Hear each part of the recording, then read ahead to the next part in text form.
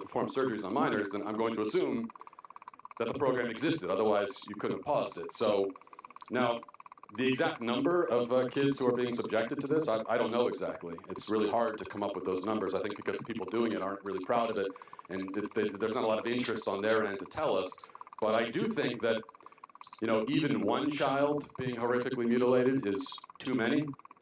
So I know that it's more than one, and that's reason enough to put a stop to this, I would say. President Mitchell, you recognize? So last week I had an amendment that, we're looking to protect children from abuse. And I also had an amendment to stop cosmetic surgery of rhinoplasty and breast enhancements to minors. How would you feel about that? Sure. Is that mutilation of children as well under the age of 18? They can't think for themselves? Representative Mitchell, that's not on the bill that we have. Yeah, it is. It's surgical. It's surgical. I'm happy to answer that. You're free to answer, Mr. Wallace. Okay. My personal feeling about banning breast enhancements for minors? Yes, I would be all for, personally, I'd be all for banning that, absolutely. Yeah. Representative Mitchell. Okay, and so I think the previous representative, proved that you have no medical background, correct? No. So you're here probably just as a public policy. You're trying to address good public policy, correct? Representative Mr. Wallace. Yes. So I'll just have to question, some of your public policy, expertise when, I'm reading here, Singapore is able to have nice things in part because they execute drug dealers by hanging and arrest even petty vandals and thieves and beat them with a cane until they bleed. We don't have nice things here because we aren't willing to do what is required to maintain them.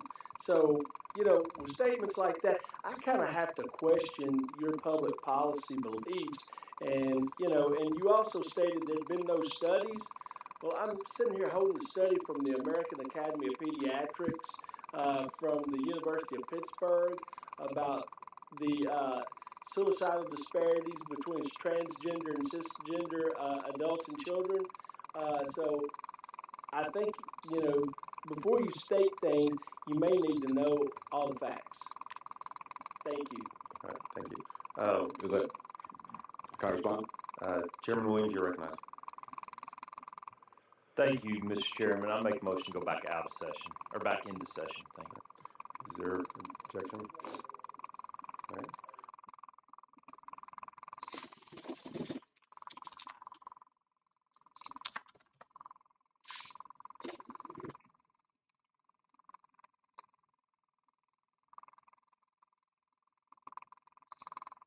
Yesterday, I had the opportunity to testify at a House committee hearing to voice my support for legislation banning the castration and mutilation of children in Tennessee. Now, I've addressed school boards in the past, as you know, but this was my first time in front of any kind of legislative committee, so it was an interesting learning experience, kind of like my own Schoolhouse Rock sort of experience.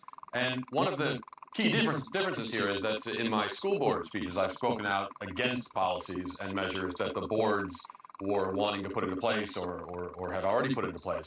In this case, however, I was speaking in favor of a bill that the majority of the legislature has already expressed support for. So I didn't need to convince them of what they already believe or urge them to do what they're already going to do, but rather my plan was simply to add my voice of support as a citizen of the state. Now, you may be understandably concerned, based on that description, that my appearance in front of this committee must have been rather boring and lacking the kind of fireworks that you might expect and hope for. Well, allow me to allay those fears, because fortunately for you, there were a few Democrats in the room who, though on the losing side of this issue, were still determined to use my appearance as an opportunity to try and score some points with their own base. So after I delivered my brief remarks and all the other witnesses, there were 3 others on the anti-mutilation side and 4 on the pro-mutilation side. They had their turns also to speak, and then the lawmakers on the committee had the chance to ask us questions. And the first question came from a Republican who had a very fair and relevant query about the oft-repeated claim, which we also heard from other witnesses during the testimonies, that medically affirming quote-unquote trans-identified youth is necessary to decrease their suicide rate. And because this is the thing that got everything kicked off, I want to play this clip for you. It's a little bit long, but it's also it's an important point too. So here's my answer to his question. Just a quick question for you. We've heard in the news last week and even today that it's pro-life to vote against this bill. We've heard that suicides are prevalent, and suicide has impacted my family, so I'm sensitive when I hear something like that. I've read some of the stuff that you've done, and I was wondering, can you speak to the statistics of mental health and suicidal tendencies for the people who have gone through transition and for people who have not? In your studies, from what I've read, can you speak to that? Sure. You recognize. Sure. Well, the claim that doing the chemical castration drugs or surgery or hormonal intervention, the claim that this prevents suicide or has positive psychological effects down the line is utterly, totally baseless. There are no credible long-term studies that bear that out. And one of the reasons for that is that there couldn't possibly be any credible long-term studies because we've never done this to kids on this scale ever before in history. So this current, shall we say, crop of children, they are the guinea pigs. This is all experimental. We're sort of trying it out on them to see if it works. Now, they have attempted a few times to do studies, and the interesting thing is that the World Professional Association of Transgender Health, WPATH, which is a radical far-left pro-trans organization, they commissioned a study to try to prove that that hormones and puberty blockers decrease suicide rates among trans-identified youth. And even in their own study, they found that they couldn't prove it. They couldn't make that link because it's just not possible to do. The other thing I would mention too is that the number of trans-identified youth has skyrocketed in recent years. We're talking about exponential 10x, 20x growth. Just huge numbers have increased. And what we hear from the pro-trans side is that, well, this is not a social contagion. It's just that, there's always been this many trans people. It's just that they were not in an affirming environment before in history, and so they couldn't come out. And now, for the first time, trans people have the ability to live their truth, so to speak.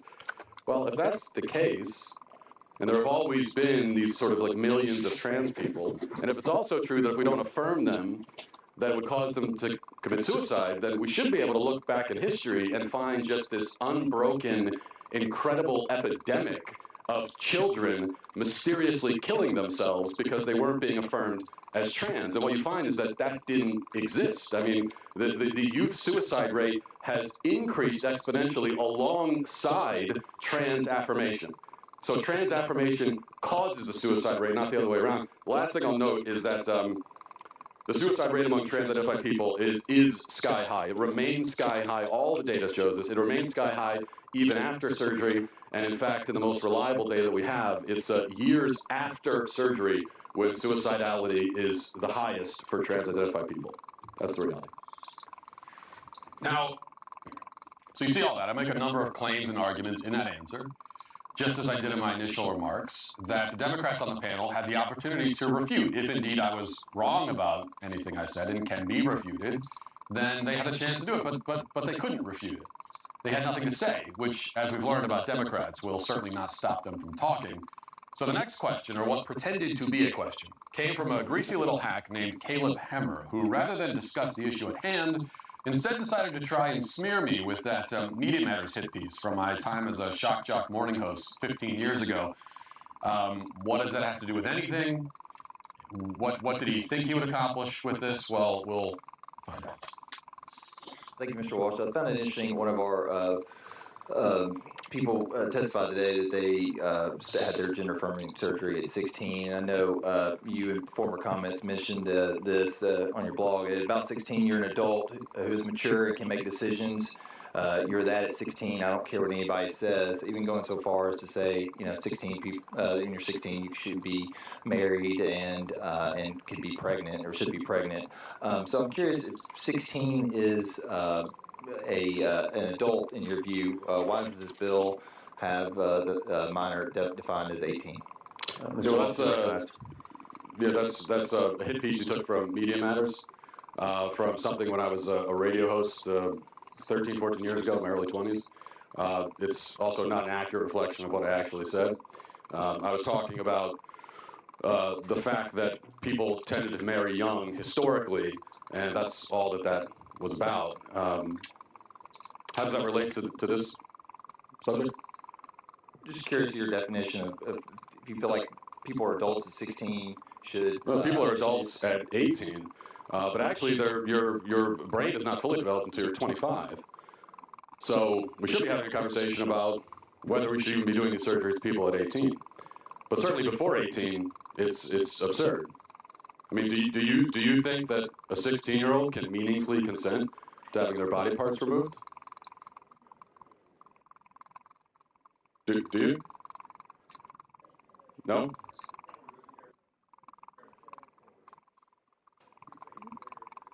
We do not. Yeah, we ask the questions. It's not. Representative Hemmer, you're recognized. So, that was one gloriously awkward silence. Even more so for those of us in the room. Actually, you can't see it from that camera angle in the clip exactly, but Caleb sat back away from the microphone when I asked him that question, and he kind of looked off to the side, almost like he was trying to pretend he didn't hear the question. It was a bizarre scene, but not so bizarre when you consider that I had asked a question that Caleb Hemmer simply could not answer. He obviously couldn't say no, that 16-year-olds can't consent to having body parts removed, because then he'd be agreeing with me and with the legislation. He doesn't want to do that. But he also didn't want to come out and say yes, that 16-year-olds can consent, because that sounds horrific and insane when said out loud, and it puts him in the position of having to explicitly defend a totally indefensible proposition. You'll notice that leftists, they often find themselves in this kind of situation. They hold many views that they cannot say out loud. Their actual positions on the issues are often so deranged, so inconceivably gross, so morally vacuous and incoherent that you can defeat them in an argument simply by asking them to clearly state their own premise.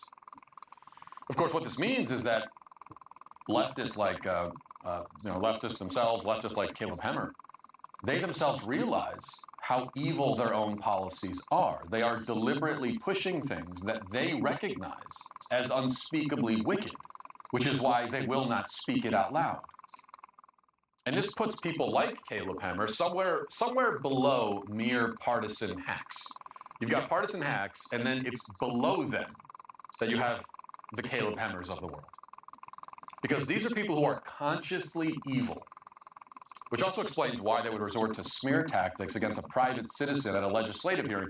Keep in mind, by the way, that I was not there as an author of the bill, nor was I testifying as some sort of accredited expert. I didn't stand up there and say, I'm a medical expert and a doctor, and this is what... in fact, I introduced myself as I'm a citizen of Tennessee, I'm a husband and a father, and this is how I feel about this. A citizen of Tennessee who supports the bill. And this is supposed to be a democracy, they tell me, right? So the point is that even if they could succeed in tearing me down and embarrassing me, which sadly for them they didn't, how would that remotely come close to proving that the legislation is bad? Now, if you're wondering how Caleb Hemmer will recover from this humiliation, well, he'll do it, or he'll try to do it, the most weaselly and dishonest way possible, of course. So shortly after the hearing, Ben Shapiro posted that full exchange that you just watched, and he posted it to Twitter. Hemmer responded to the post with a link to a different video, which he urged people to watch instead to see what, quote, really went down. Now, that video was an edited montage by an obscure left-wing propaganda rag called the Tennessee Holler. And what they did is they took all the questions that and not really questions, but statements that the Democrats on the committee hearing made to me, and they spliced all that together and then cut out most of my responses. And then anything else that may have been especially embarrassing for the Democrats, and pasted all the rest of it together with a bunch of very obvious jump cuts and posted that. So Hemmer, therefore, is actually claiming that an edited montage without my responses is a more accurate reflection of what actually transpired than the full unedited clip. That's how shameless this guy is. By the way, if you're concerned about his lack of honesty and this lack of honesty from an elected official, or perhaps you're not satisfied with his refusal to answer my simple question, you could always reach out to him on any of his social media channels. And look, I'm not telling you, I want to be very clear about this. I am not telling you that I want you all to spam his Twitter and his Facebook and Instagram, that I want hundreds of, comments and everything attacking him. I'm not. I could not tell you to do that. I couldn't tell you to do that. I just want to make sure that you have his information so that you can reach out to him to express your concerns. Again, he's an elected official. So you can find him on Twitter at Caleb Hemmer, that's CalebHemmer, or Instagram the same way. Then you go to Facebook, you go facebook.com/CalebHemmerTN. And then CalebHemmer.com/contact will take you to his website, and that's the contact information for his office. So again, if you have any concerns about the behavior of this public official, or if you really want to know, like, does he think that 16-year-olds can consent to having body parts removed? He still hasn't answered that question. But I bet he'd love an opportunity to answer it, and I think he would want to hear from you. He'd be very glad to hear from you. So you can always do that if you want. Now there's more though. The next question came from Democrat John Ray Clemens, who also had no interest in talking about the substance of the issue. Instead, with the slander already covered by Caleb Hemmer, Clemens went to the Democrats' second favorite tool in the box, which is credentialism. Let's watch. Can you give us a summary of your educational background or your healthcare education experience? Mr. Walsh, you recognized? My experience in healthcare? Your educational background. I'm just curious. You've testified as to a lot of your own research. So I'm curious for what purpose you do that and what background you have to qualify you to speak to that. Well, my background that qualifies me to speak to this is that I'm a human being with a brain and common sense, and I have a soul. And so, therefore, I think it's a really bad idea to chemically castrate children. That is my experience. Also, I did, now it's true, I didn't go to college, but I did go to school long enough to learn how to read, so I can read the data for myself, and that's exactly what I've done. Representative Clemens, you And recognized? for what purpose do you conduct your research and use this brain of yours? Mr. Walsh, you recognized? I use it for the purpose of trying to protect children from being castrated and mutilated. That's one of the things I try to do. You don't use it to, Clemens. thank you, Mr. Chairman. You don't use it to get clicks on your Let's state that. publication? Well, are you using it right now to try to get clicks with this interaction? On, I really like the Mr. idea Walsh. of getting of drawing attention to the fact that this is happening to children. I know you seem to find it very amusing. I don't. Yes, what qualifies me to speak up against chopping body parts off of kids? Which credentials give me the right to form an opinion about the sterilization of middle schoolers? I wonder what John Ray Clemens might have said if I told him that I'm also against drowning bags of puppies in the river. I'm not even a big dog guy, but I don't think that you should put puppies in a bag and drown them in the river. If I were to tell him that, would he have demanded to know what veterinarian school I attended? This apparently comes as a shock to Mr. Clemens, but using your brain and your conscience, it's not the kind of job that requires a resume or professional references. That's something you're supposed to be doing all the time, especially when it comes to this particular issue. But this is all they have. They cannot challenge me on the merits. They cannot debate me on the substance of the issue. They cannot explain why I'm wrong. So instead, they will make me saying anything at all. That is real. That's the entire argument. That is the only argument I have heard from these people since I started talking about this issue years ago. The only argument they have, it really only boils down to, you shouldn't be talking about this. Yet they can't even make that case convincingly, so instead they're left with the bumbling, ridiculous mess you just witnessed. Now, there were more questions, I should say. After the exchange you just saw there, another Democrat representative started reading my tweets where I advocate for capital punishment for drug traffickers. Now, what in the world could that possibly have to do with the bill in question? Well, he couldn't explain that. And I didn't have a chance to point out how irrelevant it was because they wouldn't let me respond either. So after that happened, they basically got tired of me answering. And so for most of the rest of the time, it was just them talking to me. And then if I tried to speak, they'd bang the gavel. No, it's not time for responding. It's democracy in action, folks. Isn't it inspiring? But this is all predictable, of course. I don't want you to think that I was surprised or caught off guard. That was their intention, but unfortunately, they were using the same tactics on me that a million hacks and charlatans before them have already used. What I'll say to the Democrats on the committee is this: if you want to rattle me with smears and irrelevant, out-of-context quotes and bad faith questions and accusations, etc., you're going to have to try a lot harder than that. A lot harder. Or instead of trying to get better at being gutless smear merchants and disgraceful hacks, you could instead work on becoming better people, better men. You could stop trying to defend the indefensible, what you yourself know to be indefensible. You could stop trading in your soul for the sake of promoting and defending the most depraved ideological agenda mankind has ever known. And instead, you could try to be men of dignity and integrity and moral courage. That's the other option. It's an option that would work out a lot better for you in a lot of ways, including come Judgment Day, I would add.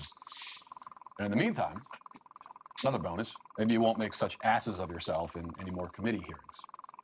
Just a thought. And that'll do it for this portion of the show. As we move over to the members block, hope to see you there. If not, talk to you on Friday. Godspeed.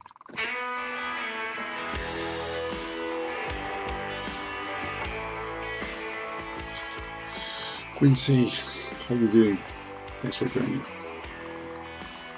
I have to speak very quietly because everybody's sleeping right now.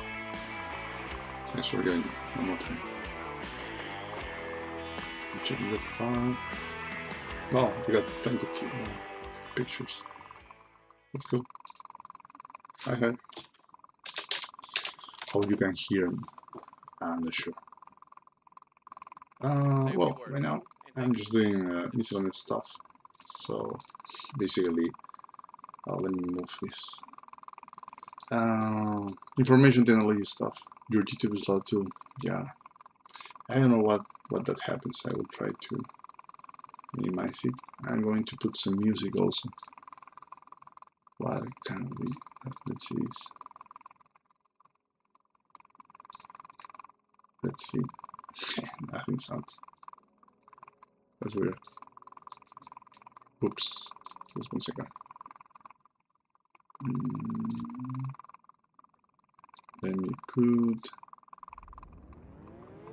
Okay, there you go. What about the music? Is it loud? It's too loud. Damn. I don't understand why. What about now? Still the same?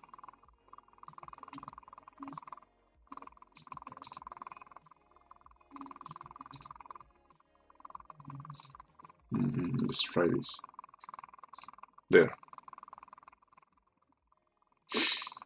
I'm trying. And there. Any better?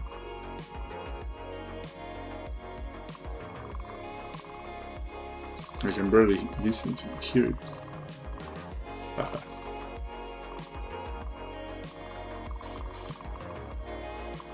Yeah. I mean, that's the best I can do. Well, let me try. I can hear you now. Yeah, the thing is, let me try something.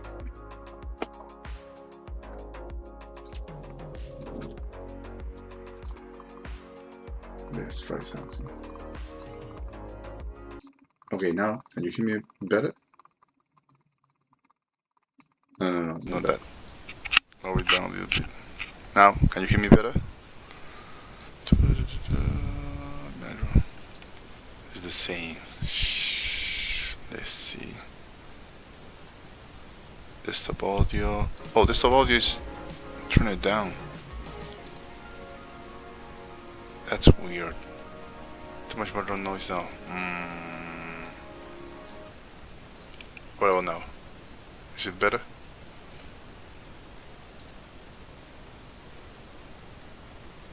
My final solution is to lower down.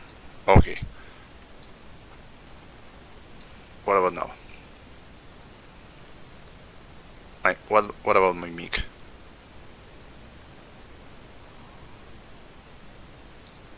Jesus. Oh. Just a second. Maybe now it's catching too much background noise.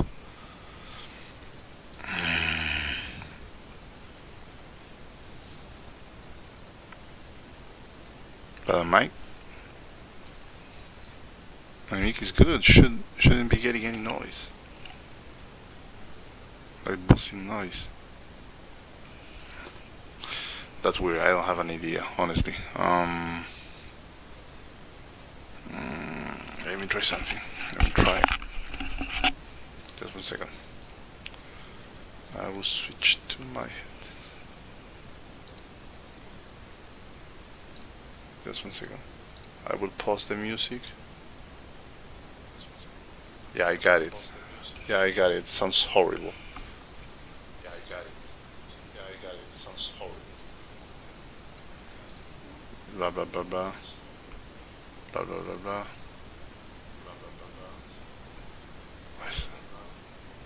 That's weird. That's really, really weird. That's weird. Let me try this.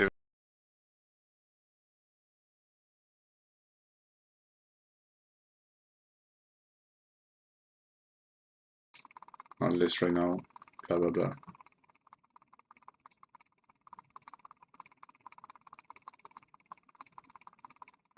Now I see it.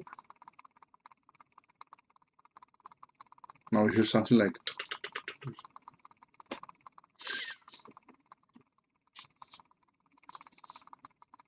Yeah, sounds like the Predator. Anyway. It's weird, weird, weird. What is that? I don't know, maybe it's a ghost or something like that. If I let me I'm disabling all the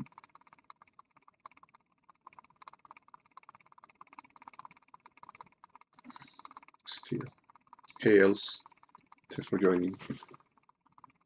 This is ultra super mega weird. Let me try. There's something here that's not okay.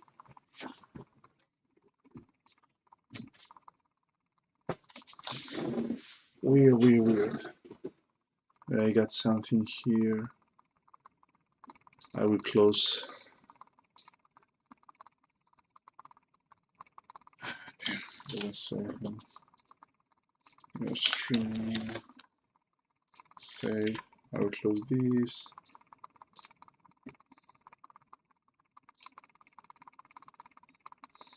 No idea.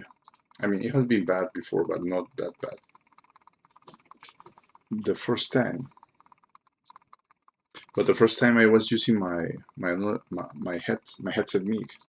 This one, which. But the first time I was using my. Just had the correct. My headset mic. This one, which.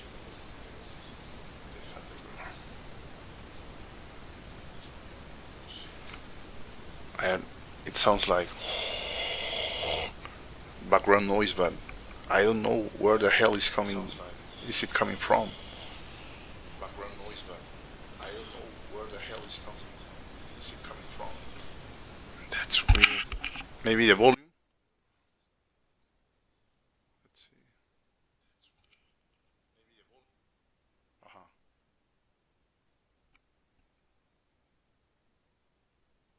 No, now I cannot hear myself.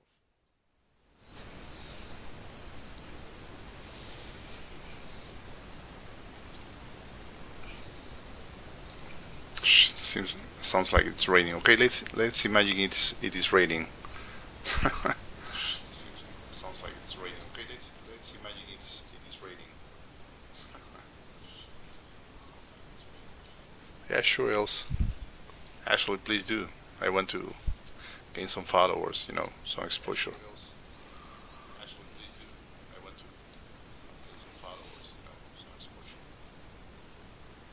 Weird, super weird. I'm fixing my audio, but actually, I don't have the slightest idea of what's going on. I'm fixing my audio, but actually, I don't have the slightest idea of what's going on. Yeah, the only thing that I can think about is restarting the stream to see if that helps. Because, I mean, there's nothing else. Let me try the settings. That will be a settings, maybe there's something. Just don't judge me. How are you going to listen to me?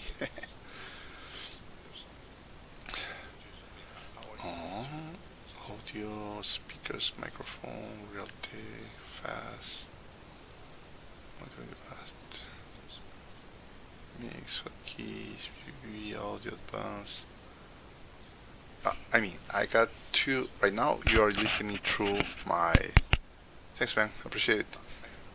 Thanks for that gift. I think I can give gifts also. Just 1 second. Give here. Yep. One gift for the pretty lady here. That's it. Yeah, go ahead. It will be around for half an hour, maybe an hour, or maybe until my wife wakes up and and brings the hell here.